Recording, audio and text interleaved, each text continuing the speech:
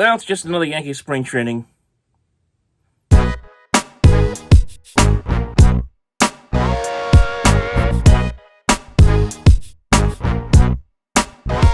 And we're back, ladies and gentlemen, here on the Sports Talk Nation. Michael Cohen here with you, and we're going to do our first show back. And it's been a while, it's been a few weeks, a lot of things have been going on, but we are back with it here on the Sports Talk Nation. And of course, baseball season is well underway here at spring training. We're in the thick of spring training, for that matter.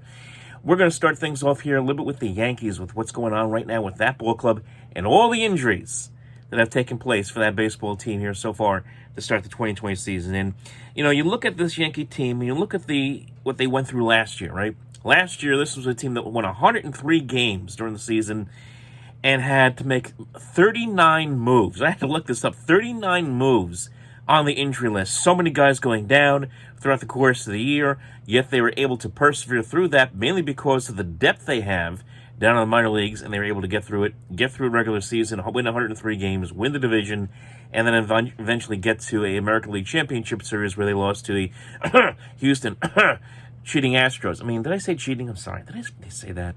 I'm sorry. I really said that, didn't I? Oh, well. Yeah, the Yankees have had a rough start here to the 2020 season as well. A lot of injuries taking place for New York so far. Aaron Hicks, we knew this during the offseason. Aaron Hicks out until at least mid-season, maybe even longer as he recovers from Tommy John surgery. But the injuries that have taken place just this spring have added on to that. Of course, James Paxton, he's recovering from back surgery that he had before spring training started. A lot of people think he'll be back by the beginning of May. Domingo Germán, suspended for domestic violence. He's expected back sometime maybe June or July. And then you have the more serious issues right now with Luis Severino, Aaron Judge, and Giancarlo Stanton. Severino now out for the season.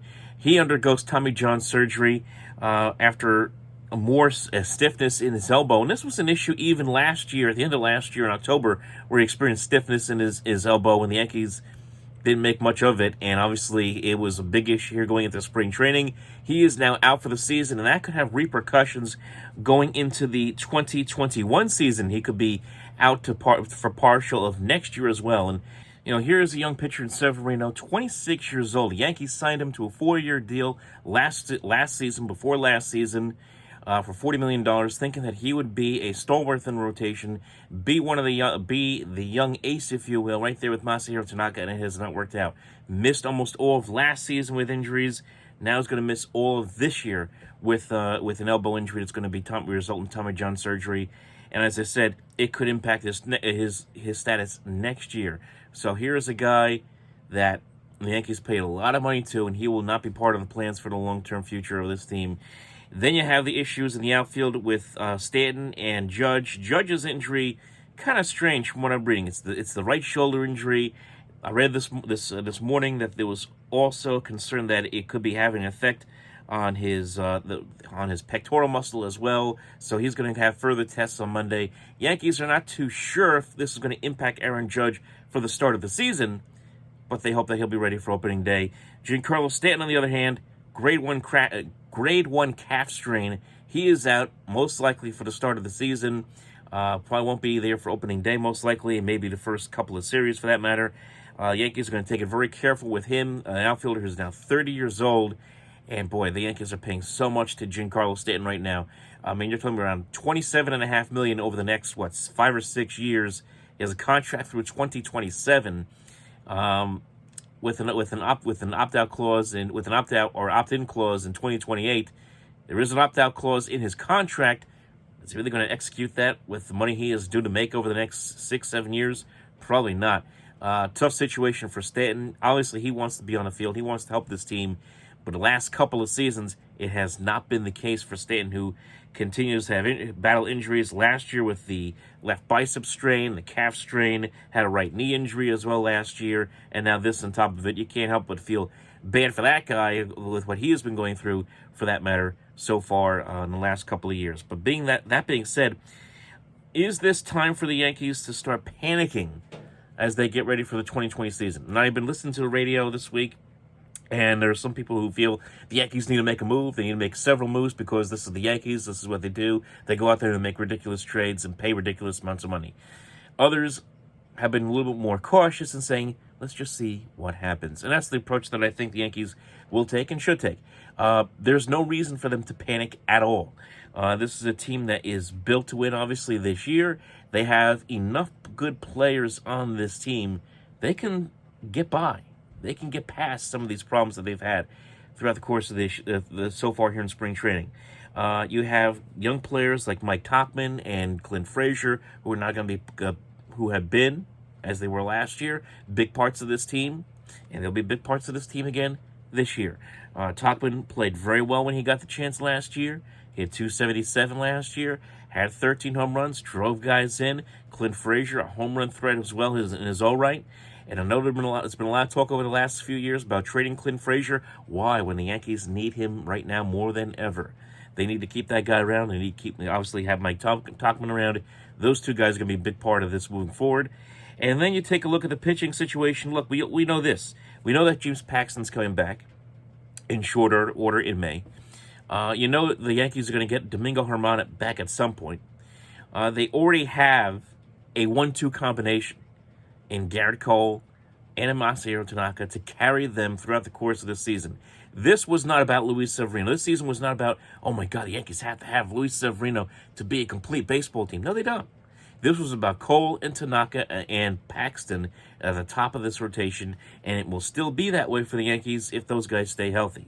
If anything with Severino, the headline was going to be, can this guy get back to the form he was in 2018? That was going to be the question, whether Severino was going to be here healthy or not. So, and that's going to be the question with him moving forward, for that matter. Can he get back to being the pitcher he was a couple years ago? But for the Yankees, pitching-wise, they can withstand this. They can get by with the guys they have. They can most definitely get by when you have an ace like Garrett Cole at the top of this rotation. Let's not forget the Yankees have a lot of good young pitchers as well that they could rely on in this time without Severino, without Paxton in this rotation as they go through the early part of this season. You have Jordan Montgomery, who has been a starter in this rotation. He is coming back from a year of injury and has looked good so far in spring training, so far with a 0 ERA in spring in 2 appearances, 1 start. He is going to be in the mix for a rotation spot. There's a lot of talk about Michael King, a young pitcher in this farm system. Clark Schmidt, who was a first-round pick a couple years ago. He's a name that's in the conversation.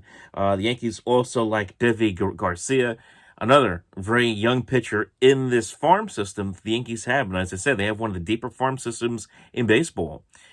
These are guys that they can look to should they have any more injuries or any other injuries to this starting rotation or even to their bullpen for that matter as they move forward. So it's not like the Yankees are facing the end of the world here with the Severino injury and obviously with Paxton coming back off of back surgery for that matter for the start of the season. Now, if something happened to Cole, if something happened to Tanaka, if it came out that Stanton and Judge were out for longer than what we think they're going to be right now at this point in spring training, then I would say the Yankees would have a very good reason to sit there and start to freak out. But no, not the case. They're fine right now. They're nagging injuries. If any team can withstand the injuries and of course the bad contracts associated with some of these injuries, it is the Yankees because of the depth they have in the minor leagues and also the depth they have on this roster moving forward here in the 2020 season. So the Yankees, yes, it's a rough start to spring training. Not the kind of start they would have liked, but you know what? It's par for the course right now with the way things are going for the Bronx Bombers over the last couple of seasons. Remember to follow us on Facebook, folks. Facebook.com/OpenMicProgram, @OpenMicNJ on Twitter. Remember, like and subscribe right here to the Sports Talk Nation. Hey, baseball season is here. We got a lot of good stuff coming. We also have the NFL free agency kicking off this month as well. So we got a lot of stuff coming, a lot of content coming right here on the Sports Talk Nation. Mets, Yankees, Jets, Giants, everything is coming this way. So stay tuned. We'll talk to you next time.